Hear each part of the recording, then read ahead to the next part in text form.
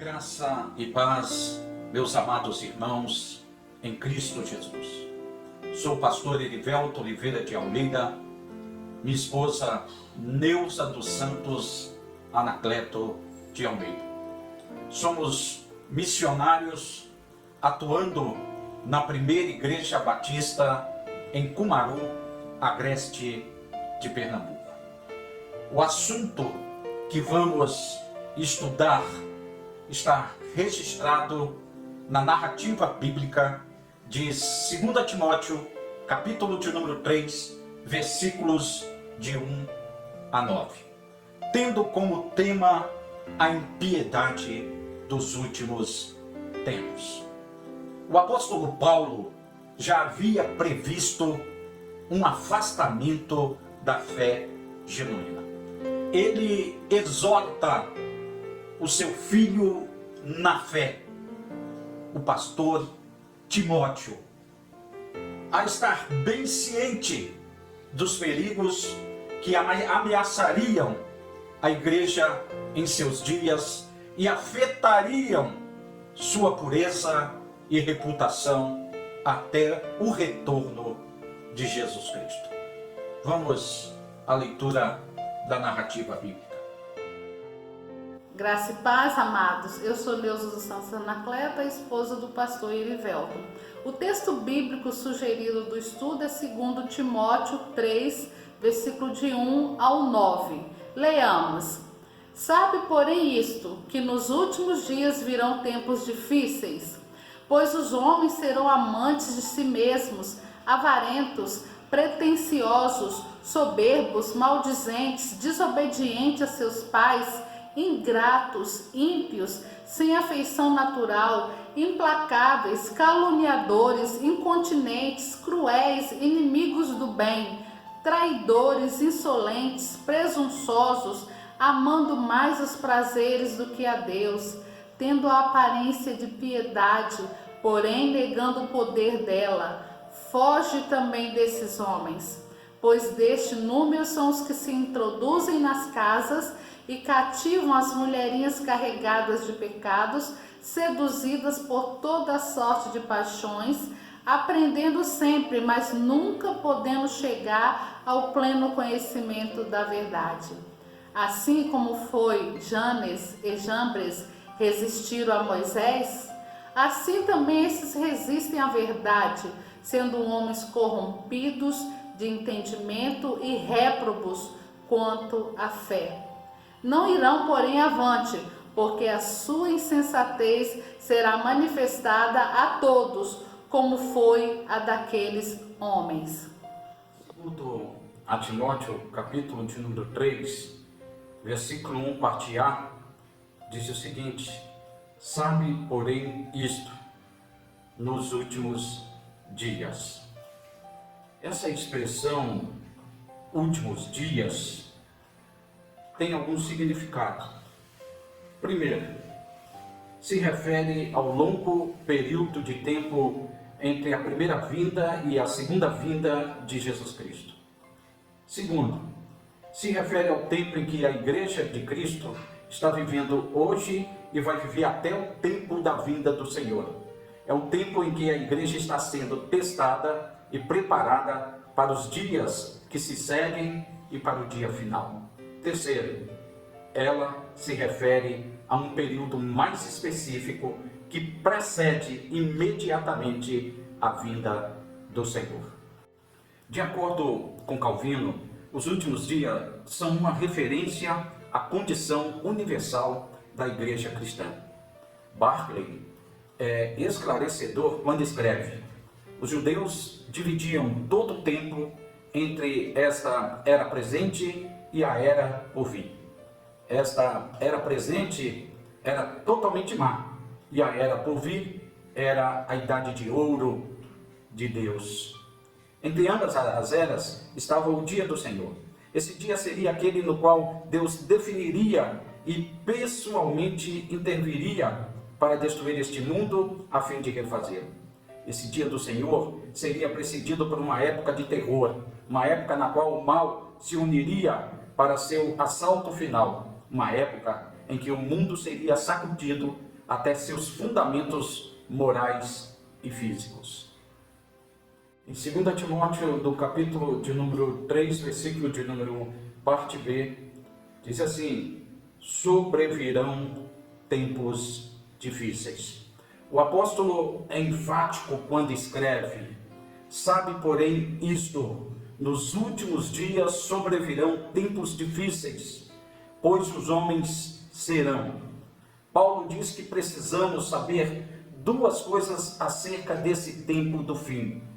Em primeiro lugar, esse tempo não é fácil para ser vivido. Sabe, porém, isto, nos últimos dias sobrevirão tempos difíceis. Esses dias são duros, difíceis, furiosos e violentos. Paulo emprega o termo grego chalepos, o mesmo usado para descrever os endemoniados gadarenos que estavam furiosos. Mateus capítulo de número 8, versículo de número 28. Stott diz que esse tempo é marcado por uma ativa oposição ao Evangelho. Focando ainda as questões relacionadas a tempos difíceis, no capítulo de número 3, versículo de número 1, parte B, em segundo lugar, o caos da sociedade é resultado daquilo que os homens são, pois os homens serão egoístas. O mal não está fora, mas dentro do homem. Equivocou-se Jean-Jacques Rousseau quando declarou que o ser humano é essencialmente bom. Errou John Locke quando afirmou que o homem é uma tábua rasa, uma folha em branco, produto do meio. Não é o meio que corrompe o homem, é o homem que corrompe o meio. O ser humano não está corrompido por causa do mundo ao redor. O mundo ao redor está corrompido por causa do ser humano. O mal não vem de fora, vem de dentro do próprio homem. Queridos amados irmãos, é do coração humano que procedem todos os maus desígnios. A sociedade rendida ao pecado é apenas um reflexo do próprio homem pecador. A decadência da sociedade está relacionada com o que os homens são e, consequentemente, com o que os homens fazem. Vejamos a descrição do apóstolo. A sociedade está decadente porque os homens estão invertendo os valores de Deus.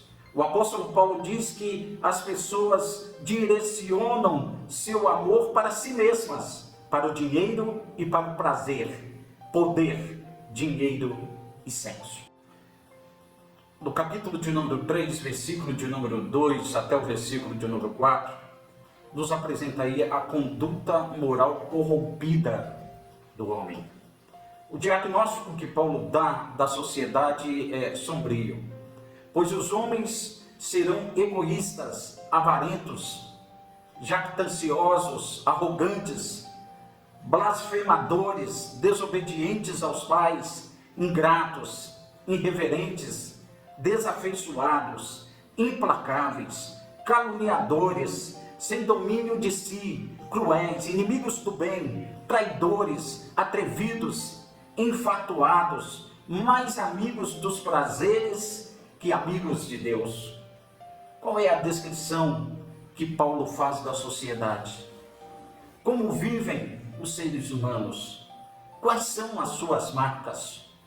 John Kelly diz que esse tempo é marcado por um repúdio geral à lei, à decência e à afeição natural. O presente catálogo de vícios deve ser comparado a Romanos, capítulo de número 1, versículos 29 a 32. 4 pecados mencionados estão relacionados à relação do ser humano consigo mesmo. Primeiro, os homens serão egoístas. A palavra grega philautos, traduzida por egoístas, significa literalmente amantes de si mesmos. As pessoas são narcisistas, amam a si mesmas e só se importam com o próprio bem-estar. São como o ouriço, tem veludo por dentro e espinhos por fora. A essência do cristianismo não é egoísmo, mas o amor ao próximo. O segundo, os homens serão jactanciosos. A palavra grega alazon significa fanfarrões, gabolas. Refere-se às pessoas que tocam trombetas proclamando virtudes que não têm, que se apresentam mais fortes, mais sábias, mais ricas do que na verdade são. São como o albatroz, que tem um papo muito grande. O terceiro pecado relacionado ao ser humano consigo mesmo. Os homens serão arrogantes. A palavra grega uperefanos significa soberbo.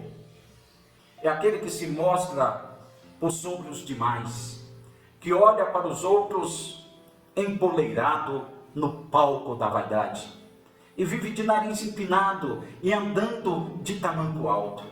Essas pessoas soberbas na igreja vestem as roupagens de diótrofes e veem as demais como concorrentes. A essas pessoas Deus resiste. 1 Pedro capítulo 5, versículo de número 5. O quarto pecado que vamos enfatizar: os homens não terão domínio de si. A palavra grega akrates significa sem domínio próprio. São os indivíduos escravos de si mesmos, dominados por suas paixões, desejos e vícios. São escravos da ira, da língua, do sexo, das drogas. Em segundo lugar, a conduta moral em relação ao próximo. 6 pecados são mencionados pelo apóstolo Paulo. Primeiro, os homens serão implacáveis.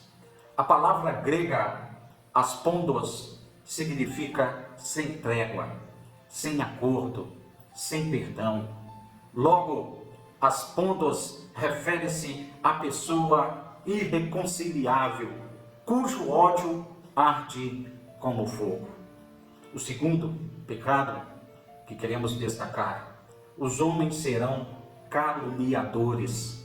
A palavra grega diabolos significa caluniador.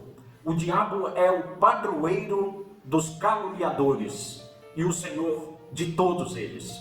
É o pecado de espalhar contendas, disseminar intrigas, jogar uma pessoa contra outra, destruir pontes de contato e cavar abismos nos relacionamentos.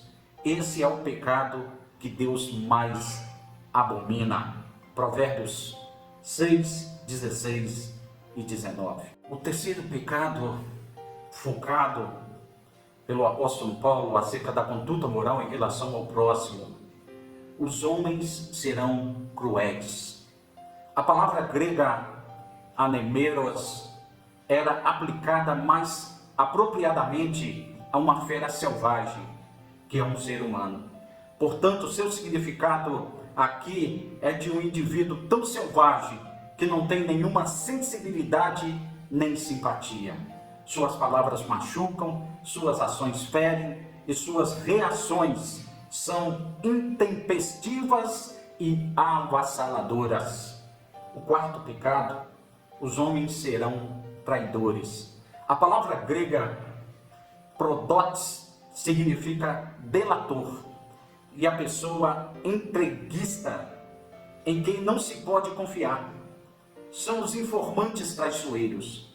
Agem como Alexandre, o latoeiro, 2 Timóteo capítulo 4, versículo 14, que delatou o apóstolo Paulo, culminando em sua segunda prisão e consequente martírio. Os traidores comportam-se traiçoeiramente como Judas Iscariotes. São víboras peçonhentas, lobos vorazes, rochas submersas, perigos implacáveis. O quinto pecado apresentado pelo apóstolo Paulo concernente à conduta moral em relação ao próximo: os homens serão atrevidos. A palavra grega propetes significa uma pessoa levada pela paixão. É usado para descrever aquele indivíduo que não para de falar ou agir, movido completamente por sua paixão, incapaz de pensar de forma prudente e sensível. É o ser humano que não se detém diante de nada para obter seus propósitos. O sexto pecado: os homens serão inimigos do bem. A palavra grega afilagatos significa aquele que não gosta de boas amizades. Esses são como urubus, preferem a podridão. Seu paladar moral perdeu completamente a sensibilidade. Essas pessoas têm uma atração mórbida por aquilo que está podre. Em terceiro lugar, a conduta moral em relação a Deus. Quatro pecados são descritos na relação do homem com Deus. O primeiro: os homens serão blasfemadores.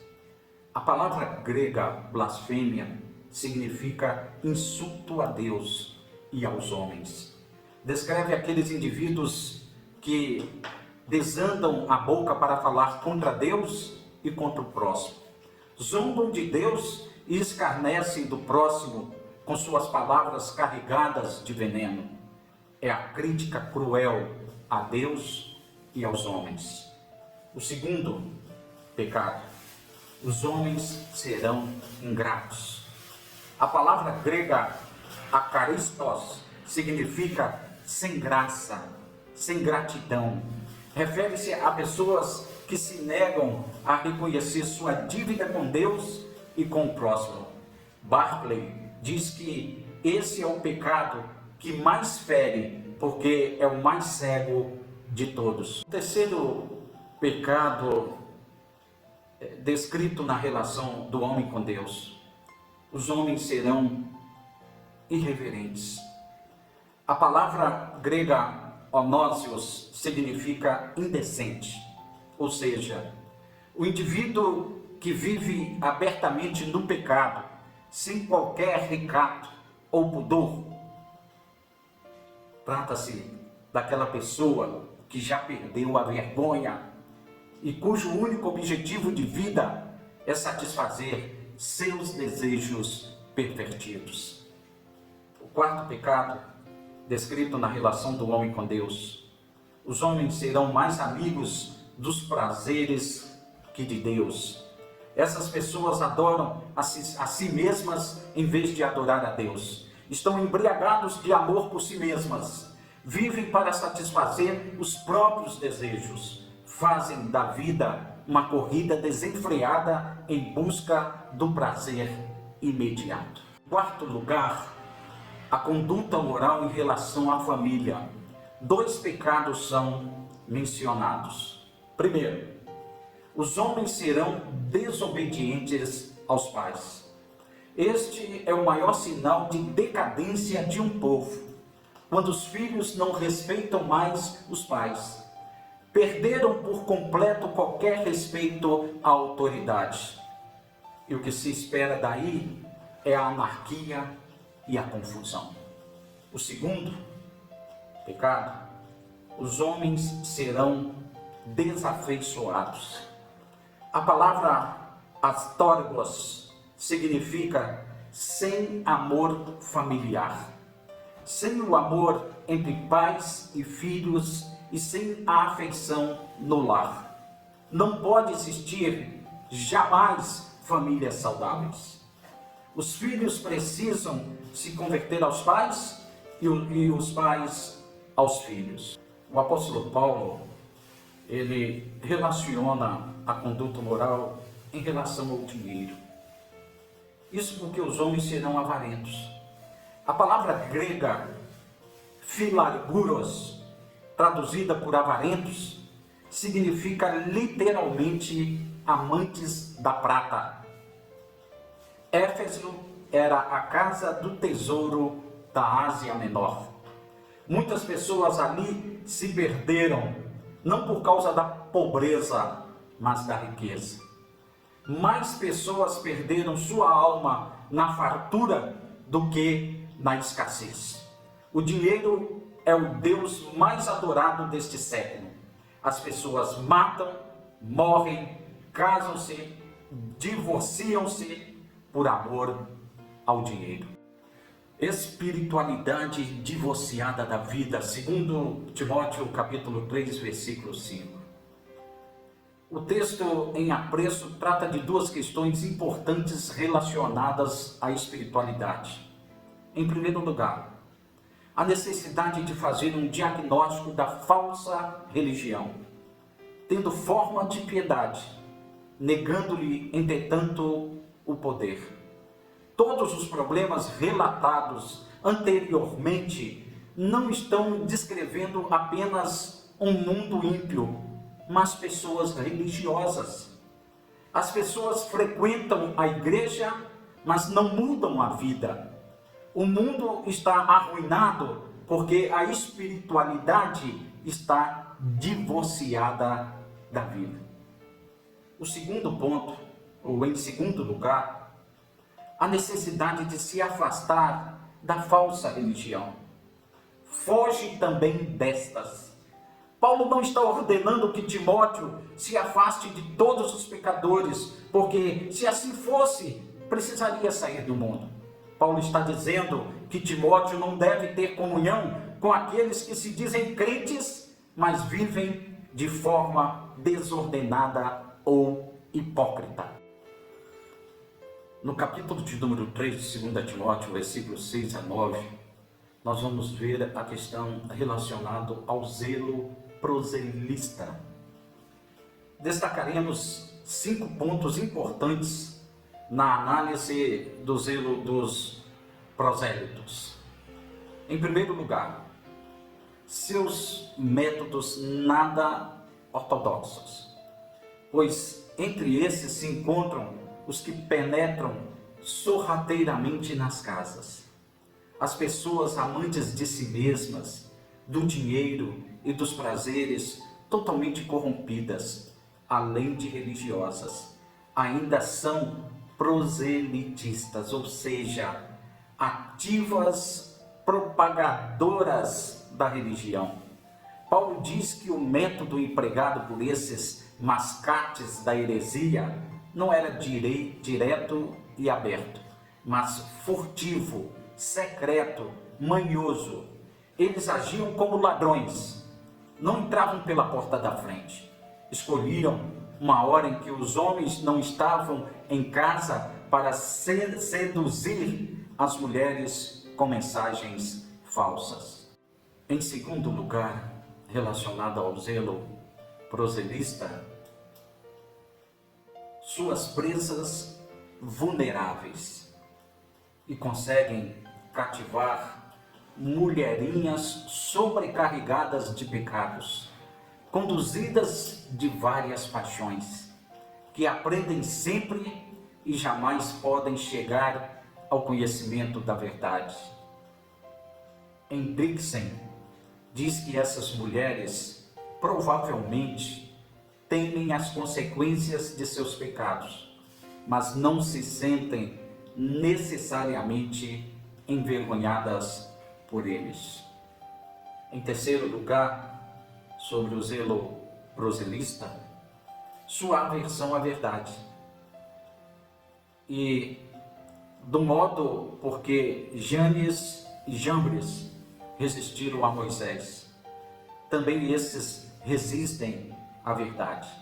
Janes e Jambres eram os nomes dos magos da corte do faraó que resistiram a Moisés quando este tirava o povo de Israel da escravidão do Egito. Esses dois magos egípcios acabaram se tornando emblemáticos e simbolizando todos aqueles que tentavam frustrar os propósitos de Deus e resistir à sua palavra. Em quarto lugar, sobre o zelo proselista, sua inconsistência moral. São homens de todo corrompidos na mente, réprobos quanto à fé. Os falsos mestres têm não apenas a teologia errada, mas também a vida errada. Em quinto lugar, para encerrarmos sobre a questão do zelo proselista, seu fracasso inevitável. Eles, todavia, não irão avante, porque a sua insensatez será a todos evidente, como também aconteceu com a daqueles.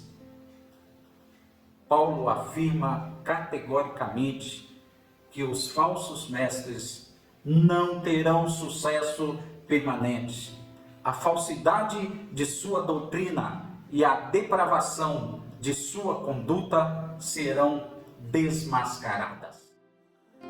O que aconteceu há quase 2000 anos atrás, que está registrado em 2 Timóteo, capítulo de número 3, versículos de 1 a 9, sobre a impiedade dos últimos dias, continua sendo uma realidade nos dias de hoje.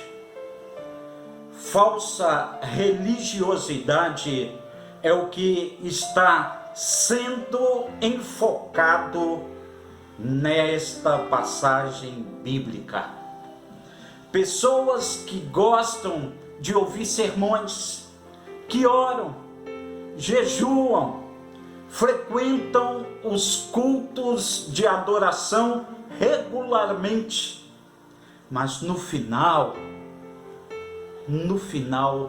de tudo, vivem deliberadamente na prática do pecado. Elas não colocam por prática o que ouvem e, na verdade, não podem entender o verdadeiro significado espiritual das coisas que ouvem, porque elas não têm o verdadeiro temor do Senhor e de sua palavra. Elas não vivem para louvar, adorar, glorificar e honrar a Deus, mas para buscar o que é do próprio interesse delas. Amados, querida Igreja de Jesus Cristo, o Espírito Santo de Deus tem pressa para usar você, sua família, a igreja, para verdadeiramente fazer a diferença. Que Deus nos abençoe. Amém.